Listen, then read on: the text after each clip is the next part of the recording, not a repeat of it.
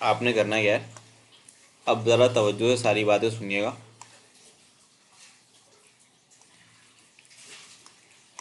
भाई सबसे पहले यहाँ क्या लिखा हुआ है, यहाँ पर लिखा हुआ है the normal to a given curve is parallel to x axis if, यहाँ पे मेंशन है।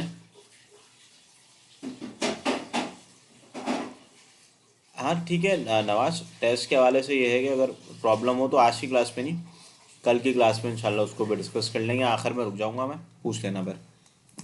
The normal to a given curve, देखो एक जाहिर सी बात है, आप सब जानते हैं कि स्लोप ऑफ टेंजेंट बराबर होता है d y over d x के। सही है। तो अगर मैं स्लोप ऑफ नॉर्मल निकालूंगा तो वो बराबर होता है -1/mt के। ठीक है। तो स्लोप ऑफ दी नॉर्मल का मतलब है डी वाई डी एक्स का रेसिप्रोकल कर दो, so that is equal to d x over d y. सही है। अब क्योंकि slope of normal parallel to x axis है, तो पैरेलल टू एक्स एक्सिस का मतलब ये है कि जो नॉर्मल का स्लोप है वो एक्स एक्सिस के स्लोप के बराबर हो जाएगा, और एक्स एक्सिस का स्लोप जो है वो आपका बेटा ज़ीरो होता है। इसकी वजह से minus d x d y हो जाएगा ज़ीरो। ये नेगेटिव को वहाँ शिफ्ट कर दें तो फिर D x upon d why it will become zero.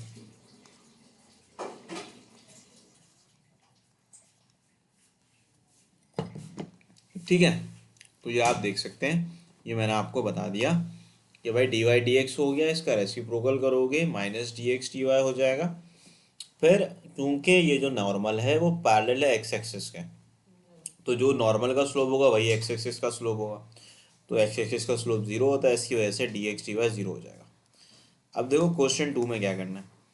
Question to पे कहा जा रहा है find the equation of the normal which is parallel to the line. ऐसे थोड़ा सा लेंदी क्वेश्चन, उसको देखते हैं। भाई सबसे पहले आपने 3x² minus y square equal to 8 कर दिया। ठीक है। अब यहाँ पे पैरेलल टू द लाइन लिखा हुआ है which is parallel to the line. अच्छा, पैरेलल टू द लाइन का मतलब ये है कि जो इसका स्लोप होगा वही नॉर्मल का स्लोप होगा। स्लोप ऑफ लाइन में निकाल लेता हूँ। स्लोप ऑफ लाइन क्या होगा बताओ, negative coefficient of x upon coefficient of y, यानी कि कोफिशिएंट ऑफ एक्स 1/3, ये स्लोप ऑफ द लाइन हो जाएगा जो कि नॉर्मल का स्लोप होगा। सही है। अब मैं क्या कर लेता हूँ, इसको डिफरेंशिएट कर लेता हूँ विद रिस्पेक्ट टू एक्स, तो ये हो जाएगा 6x माइनस 2y, ये हो जाएगा d y d x equal to zero. सही है। तो अगर मैं -2y D y d x के बारे में बात करूँ तो ये हो जाएगा नेगेटिव का 6x। तो देखो ये जो डी वाई डी एक्स है ये बराबर हो जाएगा -3x/y के, ये डी वाई डी एक्स है। सही है। अब आप ये बात जानते हो, मैं ऑलरेडी ऊपर बता चुका हूँ कि स्लोप ऑफ द नॉर्मल जो होता है, स्लोप ऑफ द नॉर्मल जो होता है वो होता है negative d x upon d y, हमने ऊपर ड्राइव भी किया। सही है। तो अब इसका रेसिप्रोकल कर लो। अब जब आप इसका रेसिप्रोकल करोगे तो मतलब जो डी ये आया है ना डी वाई डी एक्स, उसका रेसिप्रोकल कर लो तो ये y/3x हो जाएगा। अब मैं अगर स्लोप ऑफ द नॉर्मल के बारे में बात करूं तो वो -1/3, इसको पुट कर दो। अब जब पुट करोगे तो देखो सिंपल सी बात ये है कि ये 3 से 3 हो जाएगा कैंसिल, तो यानी कि y और x हो जाएंगे बराबर इस केस के अंदर। इस इक्वेशन को कह लो 1, y x के बराबर हो गया, y की जगह x लिख दो, तो फिर ये हो जाएगा 3x² minus x² is equal to 8। तो x की वैल्यू आ जाएगी +-2। ठीक है। और y की भी सेम होगी +-2। तो आप एक काम कर लेना, पॉइंट क्या आ गया आपके पास, पॉइंट आ गया 2, एक आ जाएगा 2,2 और एक आ जाएगा 2,-2।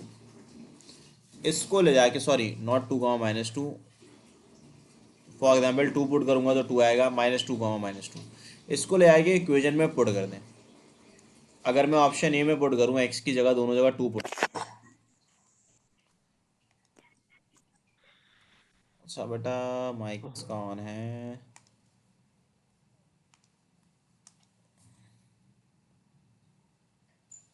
Mute all. हाँ ठीक है। अच्छा, मैंने माइक वैसे लगाया भी नहीं है, लैपटॉप का माइक है।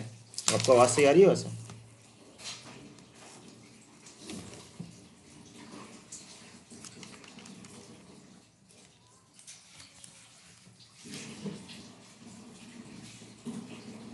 अच्छा ठीक है, अब बताओ, अब और बेहतर हो गई होगी।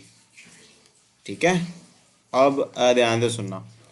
मैं अगर इसके आगे फर्दर डिस्कस करूँ ना आपसे, एक्स की वैल्यू 2,2 और -2,-2 आ गई। मैंने क्या बोला, इसको ले जाके ना आप लोग एक एक करके पुट करके देख लें। तो अगर मैं ऑप्शन ए में वाई की जगह 2 और एक्स की जगह 2 रखता हूँ, तो बिल्कुल ये वेरीफाई कर रहा है। और एक्स की जगह -2 और वाई की जगह भी -2 रखता हूँ, तो ये नेगेटिव 8 आ रहा है। इसका मतलब जो करेक्ट आंसर होगा आपका, लेकिन अगर मैं फॉर एग्जांपल एक्स की जगह 2 रखता हूँ और वाई की जगह 2 रखता हूँ, तो ये नहीं बन रहा और ये भी नहीं बन रहा। इसका मतलब पॉइंट निकालने के बाद मैं पॉइंट को अगर ले जाके पुट करता हूँ, तो मैं किस में मार्क कर सकता हूँ, ऑप्शन ए में। ठीक है। अच्छा बच्चों, एक मिनट रुकिएगा।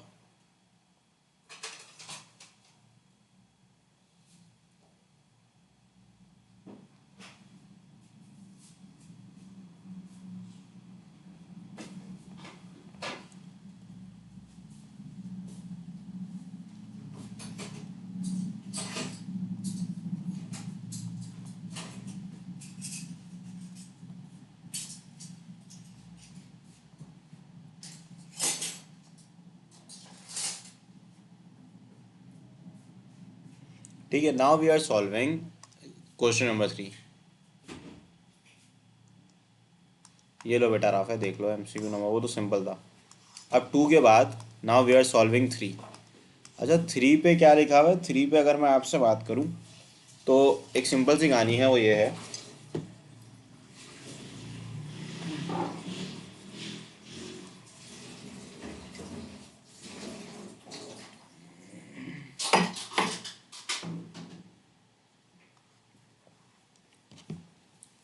भाई देखिए, क्वेश्चन 3 पे लिखा हुआ है चेंज इन वाई क्या होगा। तो एक सिंपल सी बात ये है कि अगर आपका वाई बराबर है 2x-3 के, तो फिर आप डेरिवेटिव निकाल लें। तो डेरिवेटिव कितना आ जाएगा, वाई डैश 2 हो जाएगा। अच्छा जी, अब यहाँ पे अगर मैं वाई डैश 2 कहता हूँ, तो ये तो डी वाई डी एक्स हो जाएगा। अब ये बात याद रखिएगा कि आप change in y upon change in x को बराबर रख सकते हैं डी वाई डी एक्स के। सही है। तो आपने चेंज इन वाई निकालना है। तो चेंज इन वाई बराबर हो जाएगा 2 times of the change in x के। तो मुझे बताएं कि चेंज इन एक्स कितना था, 0.2। So what is your change in y? Your change in y will be 0.4। तभी आप ऑप्शन बी में मार्क कर देंगे। सेम तरीके का क्वेश्चन है क्वेश्चन नंबर 4। भाई इधर भी अगर आप d y d x calculate करते हैं, चलो सिंपल है बेटा, ये जो वाई डैश आया है ना, वो डी वाई डी एक्स है। डी वाई डी एक्स को change in y over change in x के इक्वल रख दो। अगर चेंज इन वाई गिवन है तो चेंज इन एक्स निकाल लेना, अगर चेंज इन एक्स गिवन है तो चेंज इन वाई निकाल लेना। ठीक है। अब इस क्वेश्चन के अंदर भी यही है कि अगर तुम लोग डी वाई डी एक्स निकालते हो, तो ये 2 हो जाएगा। सही है। इधर भी सेम कहानी है भाई, change in y upon change in x is equal to d y upon d x. अब देखो, मैं अगर चेंज इन एक्स निकालना चाहता हूँ, तो change in y upon y dash will be equal to the change in x. अब change in x अगर मुझे कैलकुलेट करना है, तो चेंज इन वाई मुझे पता होना चाहिए। चेंज इन वाई है 3 और चेंज इन एक्स कितना है 2। तो change in x will become 3/2। That is your option number C. अब मूविंग टुवर्ड्स क्वेश्चन नंबर 5। अच्छा, ये सवाल तो खैर आपका इंटर का सवाल है, आपको याद होगा बड़े अच्छे से। मैक्सिमम वैल्यू ऑफ दी, तो इतना लंबा सवाल उन्होंने दे दिया। अच्छा खैर ये ऐसे सवाल ना कई बार आ जाते हैं ना सवाल सॉल्व करने के लिए मैक्सिमम वैल्यू के लिए। तो अब क्या करोगे, पहले ना पहला डेरिवेटिव निकाल लो। तो मैं डायरेक्ट पहले डेरिवेटिव लिख देता हूँ, y dash will be equal to denominator में एक्स स्क्वायर। अब सेकेंड फंक्शन ऐसे ही, पहले का derivative minus l n x ऐसे ही, और पहले का डेरिवेटिव। तो एक्स से एक्स हो जाएगा कैंसिल, सेकेंड फंक्शन ऐसे ही, पहले का डेरिवेटिव नेगेटिव है, ये ऐसे ही ऐसे ही का डेरिवेटिव। तो देखो y dash will become 1 - ln x upon पे आ जाएगा एक्स स्क्वायर। एक्सट्रीम पॉइंट के लिए आपने क्या करना होगा,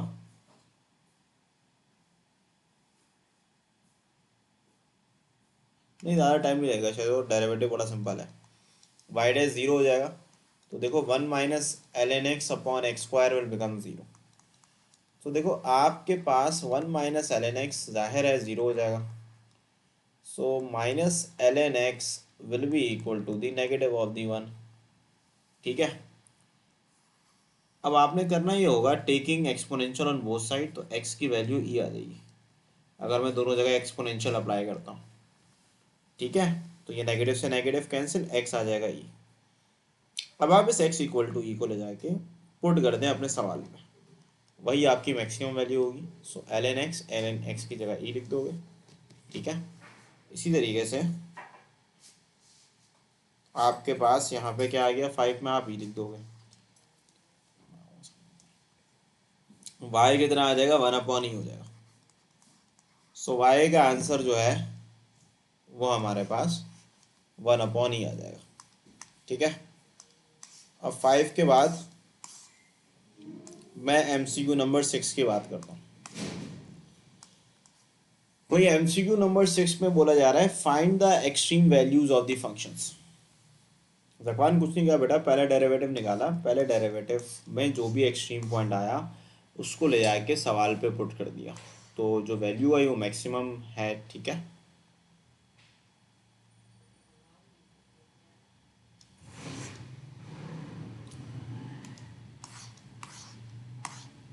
अच्छा यहाँ पे बोला जा रहा है फाइंड द एक्सट्रीम वैल्यूज। भाई एक्सट्रीम वैल्यूज निकालने के लिए पहला डेरिवेटिव कैलकुलेट कर लें। तो अगर मैं डेरिवेटिव निकालता हूँ, पहला ये हो जाएगा एक्स स्क्वायर, ये हो जाएगा -4x, ये +3। तो इसको ज़ीरो के इक्वल रखते हैं, x square -4x +3 equal to zero. Middle term break कर लें, तो 3 × 1 = 3 हो जाएगा। ठीक है,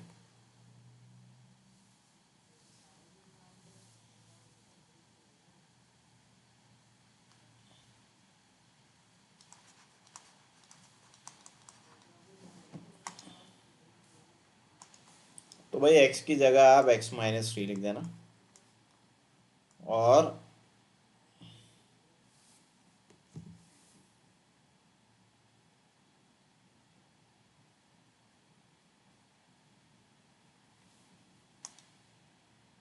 हाँ बोलो बोलो।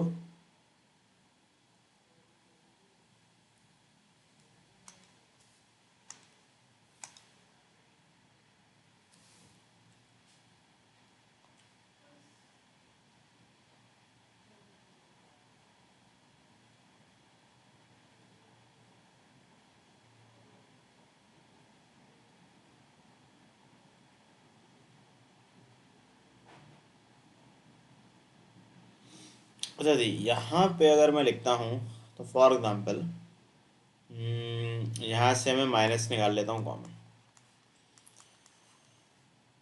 अब देखो भाई, x-3 लिख दोगे, यहाँ लिख लोगे x-1, तो एक x की वैल्यू 3 आ गई और एक x की वैल्यू 1 आ गई। तो देखो 1 कौन सा ऑप्शन पे मौजूद है, मेरे ख्याल से ये 1 और 3 होगा। तो 1 तो ऑप्शन ए में मौजूद है, तभी आप ऑप्शन ए को टिक कर दें।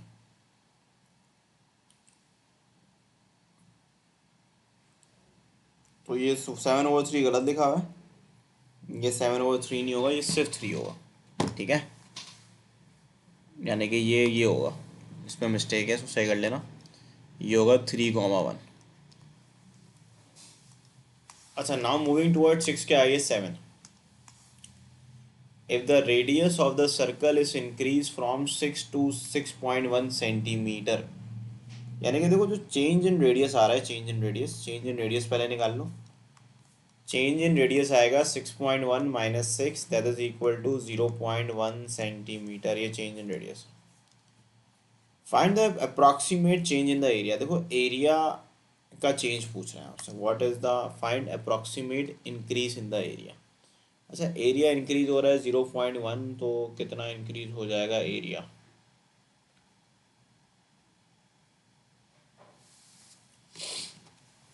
यानी कि चेंज इन आर कितना आ गया। तो जब चेंज इन आर आ गया है तो आप क्या निकालने, चेंज इन एरिया निकालने। तो change in area will be pi times change in are square, simple. तो मुझे बताओ चेंज, मैं लिख देता हूँ, चेंज इन आर कितना होगा, 0.1 टाइम्स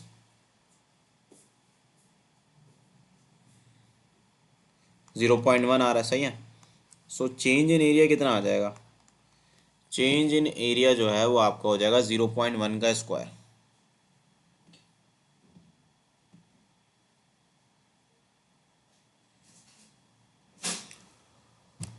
हाँ, तो 0.1 के स्क्वायर की मीनिंग क्या हो जाएगी, 0.2 हो जाएगी ना, 0.02।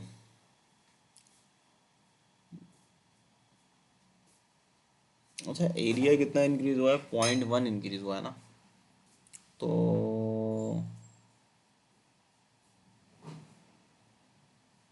एक मिनट देना बच्चों, एक गलती मैंने कर दी है, उसको सही कर लेता हूँ, आसान तरीके से करवा देता हूँ।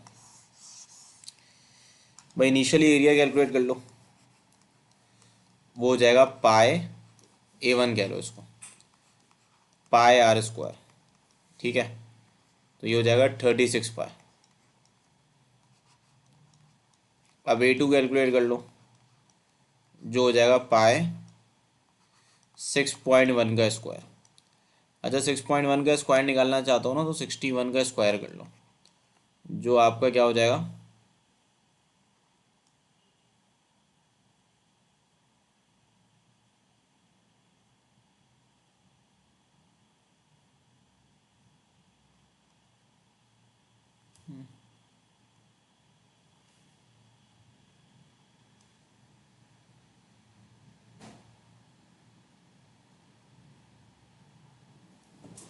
एक मिनट लो बेटा, एक मिनट बच्चों, एक मिनट रुकना जरा।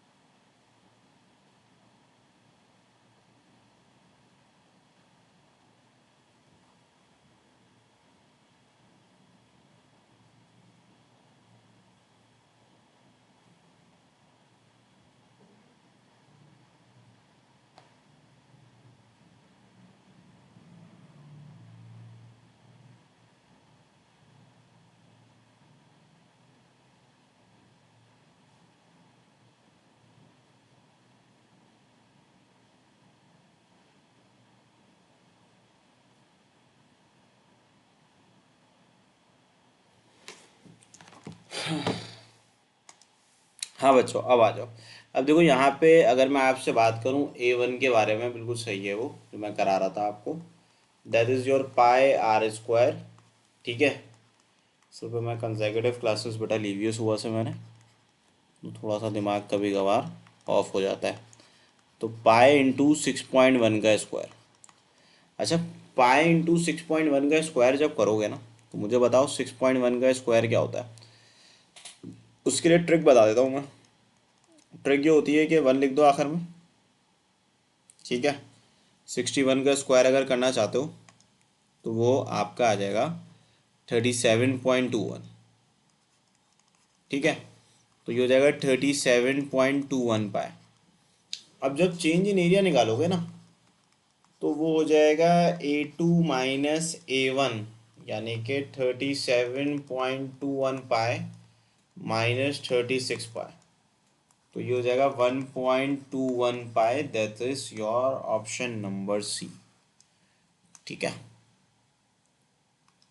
अच्छा, ट्रिक 61 के स्क्वायर करने की। अच्छा,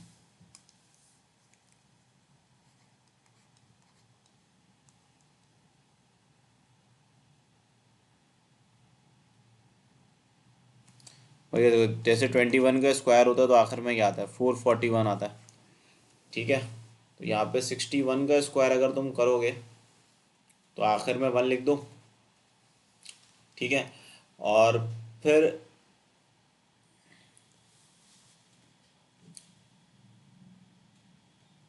भाई देखो सिंपल है, यहाँ 1 लिख दो, 6 को 2 से मल्टीप्लाई कर दो, 12 होता है, 2 लिख दो। 6 का स्क्वायर क्या होता है, 36, 36 में 1 ऐड कर दो, 37 हो जाएगा।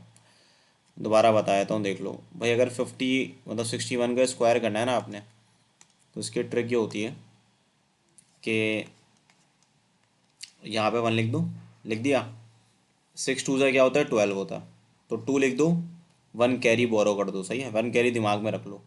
6 का स्क्वायर कितना होता है, 36, 36 में एक वो प्लस कर लो जो कैरी आपने छोड़ी थी, तो 37 हो जाएगा। और क्योंकि 6.1 है तो उसकी वजह से 2 पॉइंट के बाद, अब मतलब आप डेसिमल के बाद लगा देंगे पॉइंट। ठीक है। अच्छा जी, अब मैं इसके आगे बढ़ता हूँ बेटा। 7 के आगे ध्यान से सुनना है, MCQ नंबर 8।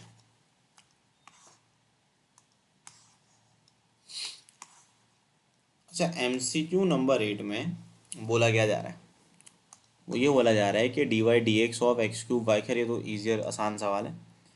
तो आपने करना ये है कि इसका पहले डेरिवेटिव निकाल लें। तो पहला फंक्शन ऐसे ही, दूसरे का डेरिवेटिव प्लस दूसरा ऐसे ही, मतलब और पहले का डेरिवेटिव 3x² और 1 का डेरिवेटिव 0 होता। ठीक है। तो अगर मैं यहाँ से dy/dx को अलग करता हूँ तो देखो ये आपके पास हो जाएगा -3x² अपॉन पे आप लिख दोगे x³, तो ये इससे कैंसिल आउट हो जाएगा। y की जगह आप लिख दोगे 1 और x की जगह भी आप 1 लिख दोगे। सो जो dy/dx है वो -3 हो जाएगा। सही है। नाउ आफ्टर दी 8, 9 बता देता हूँ मैं। देखो 9 भी आसान है बहुत। 9 पे कहा ये जा रहा है, the angle of the tangent with respect to x axis drawn to the origin to the curve y(x²).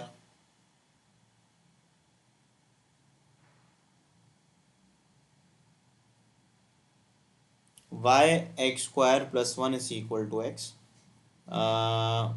इसका क्या एंगल बन रहा होगा भाई? इसको विजुअलाइज अगर करना चाहते हो तो एक सिंपल सी बात यह है कि angle of the tangent drawn to origin, ये कर्व होगा कोई ना कोई इस तरीके का। अब इसमें कोई ना कोई टेंजेंट लाई कर रहा होगा, इस टेंजेंट का एंगल ऑरिजिन से कितना है ये पूछा जा रहा है। ठीक है भाई, तो ऑरिजिन की यहाँ बात हो रही है। The angle drawn to the origin to the curve,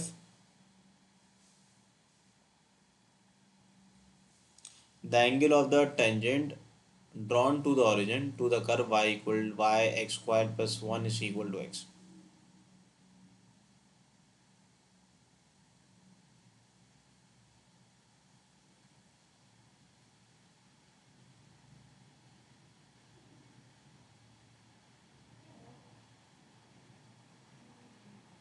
भाई देखो, सबसे पहला काम ये कर लो कि इसको डिफ्रेंशिएट कर दो। तो अगर आप इसको डिफ्रेंशिएट करेंगे, मतलब फॉर एग्जांपल अगर इसको मैं लिखता हूँ तो ये हो जाएगा x² + y = x। सही है।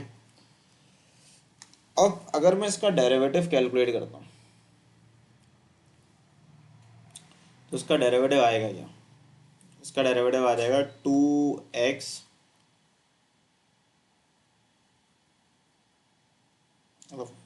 सॉरी नॉट x² वैसे ही,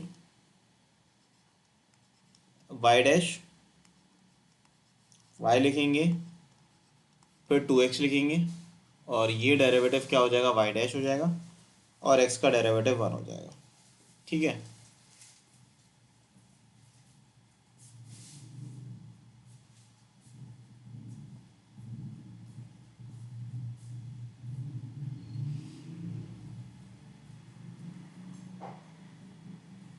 अब देखो यहाँ पे अगर मैं फॉर एग्जांपल वाई डैश को निकालता हूँ कॉमन, तो आएगा क्या, वाई डैश को कॉमन निकालूंगा तो ये हो जाएगा एक्स स्क्वायर प्लस का 1, और यहाँ पे ये चला जाएगा माइनस का 2x²।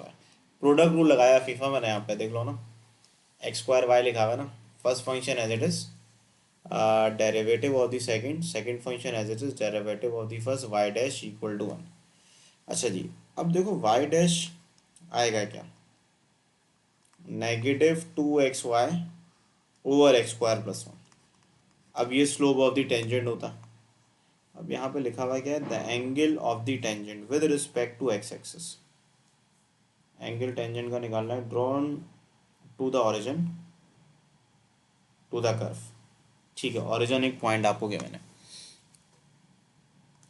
भाई यहाँ से आप क्या निकालना है, एम टी निकालना है। एम टी आप कैसे निकालेंगे, ओरिजिन पॉइंट है तो एक्स और वाई की जगह लिख दोगे 0, तो स्लोप ऑफ द टेंजेंट तो 0 आ रहा है।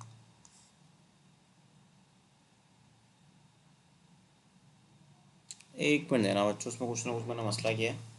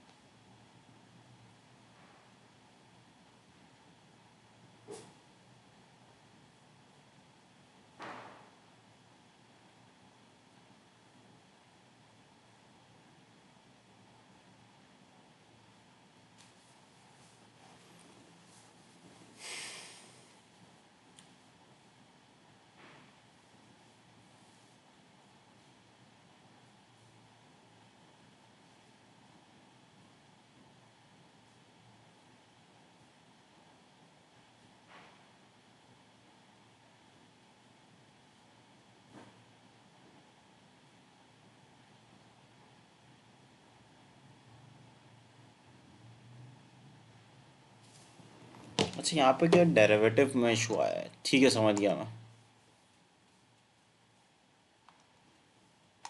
बच्चों आप लोग भी थोड़े से जाग जाएं भाई। एक मिस्टेक ये करी है मैंने कि यहाँ पे आएगा -1, ठीक है, जब -1 आएगा तो यहाँ -1 आएगा ना, ठीक है। तो यहाँ पे ये है कि आपने एक्स और वाई की जगह क्या लिखना है, 0 लिखना है, तो मैं लिख दूँ 0, ठीक है। सॉरी -1 नहीं, +1 आएगा, क्योंकि ये राइट हैंड साइड में +1 था ना, वो कहाँ, वही मैं सोच रहा हूँ वो कहाँ चले गया। तो देखो यहाँ लिख दोगे +1। अब यहाँ पे 0 लिख दोगे तो एम टी आ जाएगा 1। अब मुझे बताओ स्लोप ऑफ द टेंजेंट किसके इक्वल होता है, tangent of the inclination angle. ये लिखा हुआ है with respect to x axis, यानी कि आपसे यहाँ से इंक्लिनेशन एंगल के बारे में बात हो रही है, तो इंक्लिनेशन एंगल इक्वल टू 1 लिख लेता हूँ। अब देखो tangent of the inclination angle will be tan−1।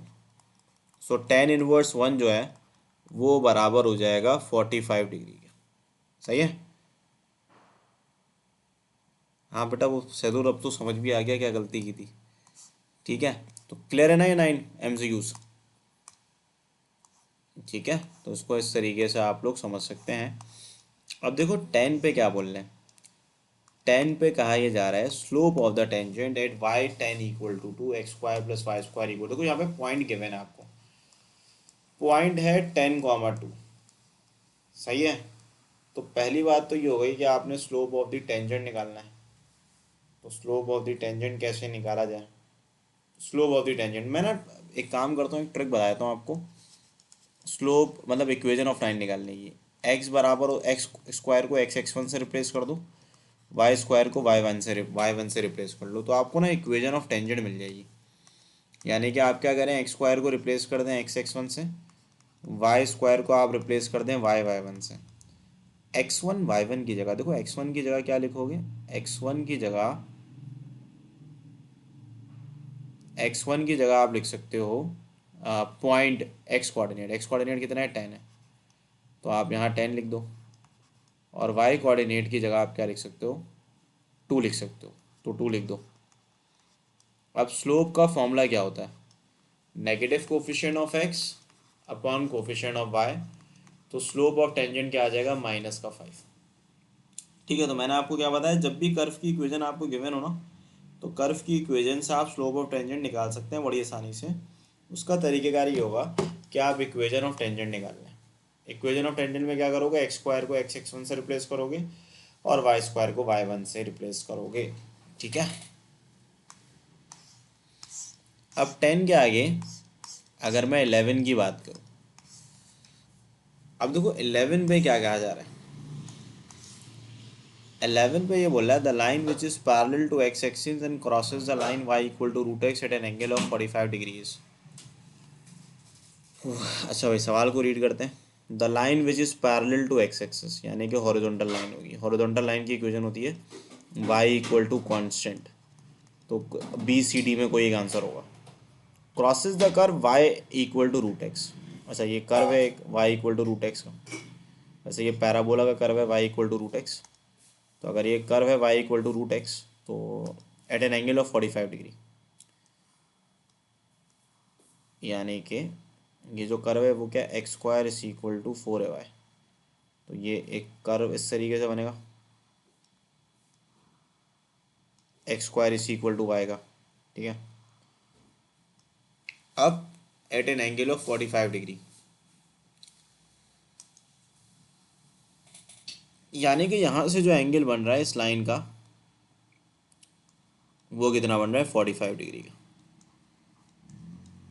ठीक है, ये सवाल है। असल में देखो ये लाइन एक्स एक्सिस के पैरेलल है, तो इसका मतलब ये है कि ये इंक्लिनेशन एंगल होगा। तो हम क्या कर सकते हैं, हम इसको सॉल्व करने के लिए मुझे असल में चाहिए क्या, लाइन के लिए, लाइन के लिए मुझे चाहिए होगा y इक्वल टू कॉन्स्टेंट, यानी कि इसका y कोऑर्डिनेट चाहिए होगा। अगर मुझे पता चल जाए कि इसका y कोऑर्डिनेट क्या है, तो वही y कोऑर्डिनेट हम ले जाके पुट कर सकते हैं। अच्छा एक काम ये कर सकते हैं ना हम लोग,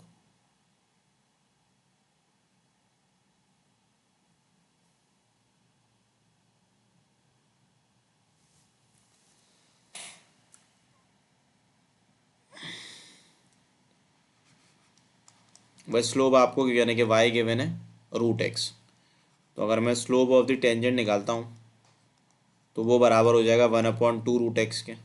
सही है, अब मैं एक काम ये कर लेता हूँ, स्लोप ऑफ द एंगल किसके इक्वल होता है, tangent of the inclination angle के इक्वल होता है। तो ऑप्शन मौजूद है मेरे पास, फॉर एग्जांपल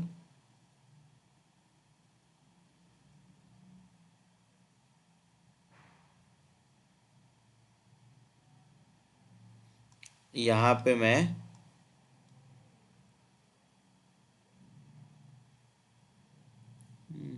एक मिनट देना ज़रा, ये हो सकता है नहीं हो सकता।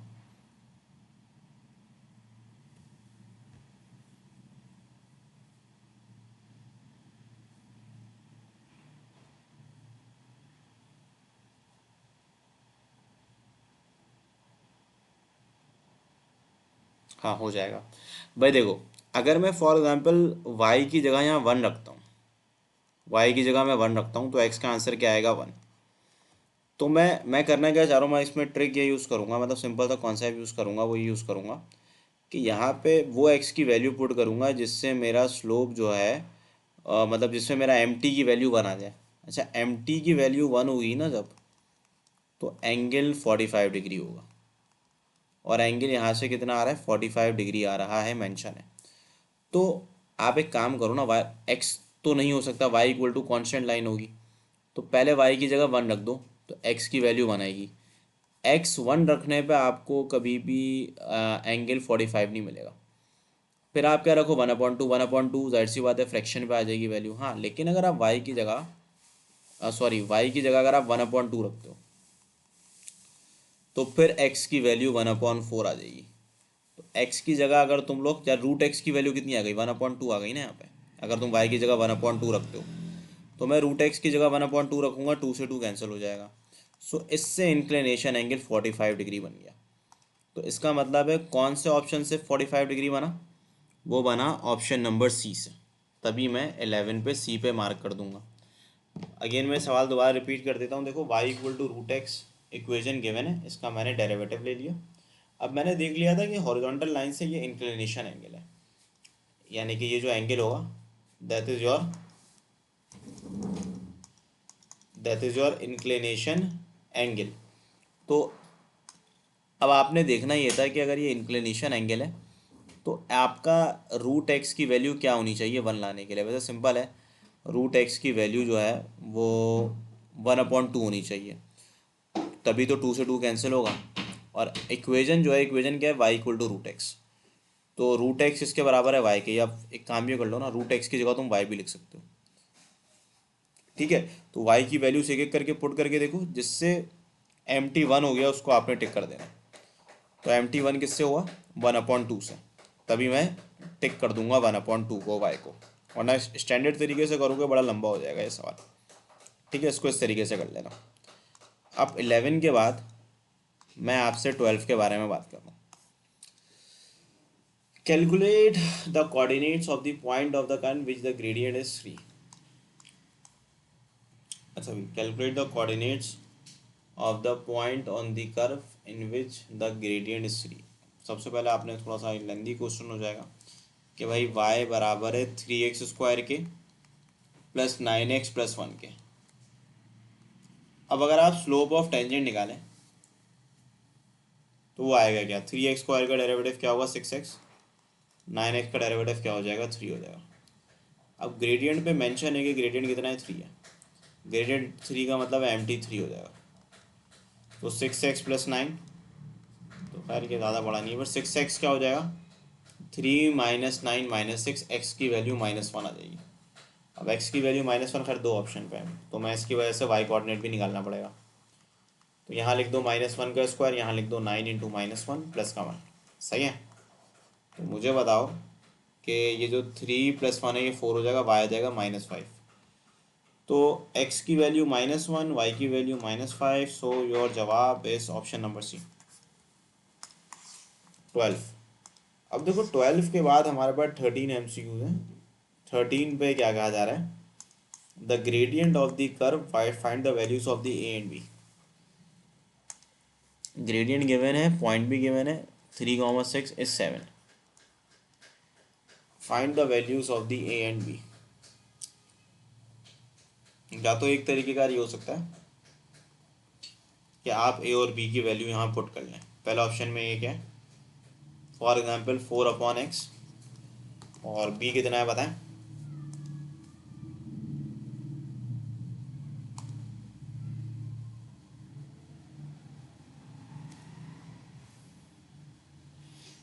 भाई देखो अगर मैं बी की बात करूं, अच्छा ये लाइन की इक्वेशन तो बहरहाल नहीं है,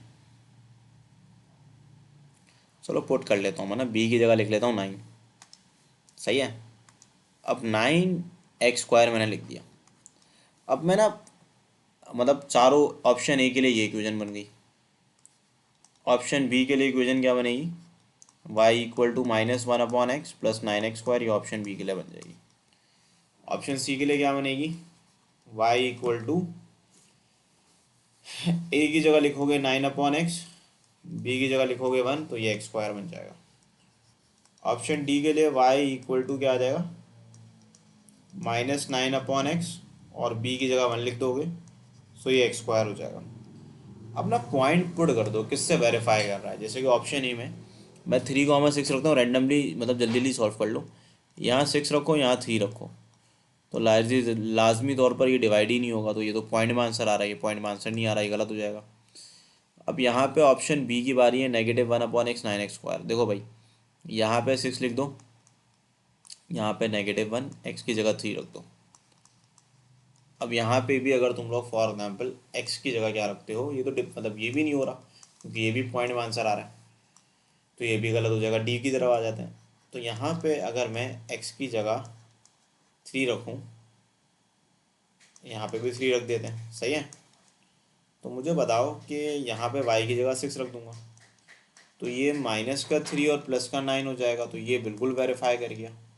तो वेरीफाई किससे हो गया? ऑप्शन डी से। Therefore we will mark on option number D. इधर भी करके देख लो, तो इसकी वजह से इस तरीके से इसको सॉल्व कर सकते हैं।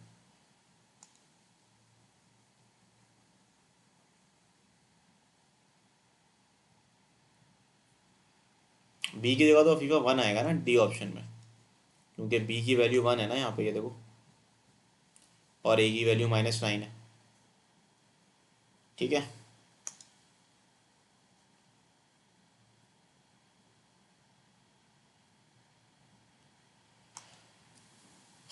अब इसके आगे बढ़ता हूँ। स्लोप नहीं बेटा, वो तो स्लोप है, मैं स्लोप से थोड़ी कर रहा हूँ, मैं तो ये कर रहा हूँ पॉइंट का एक्स कोऑर्डिनेट पुट करके वाई कोऑर्डिनेट को वेरीफाई कर रहा हूँ। ठीक है, 13 हो गया ये। अच्छा बच्चों, मैं जो है इसके आगे कंटिन्यू नेक्स्ट क्लास में करूँगा। ठीक है, तो सुबह मेरे आज तबीयत थोड़ी सी सेट नहीं लग रही है, तो मैं कोशिश करता हूँ उसको नेक्स्ट क्लास में ही कंटिन्यू करूँ। ठीक है।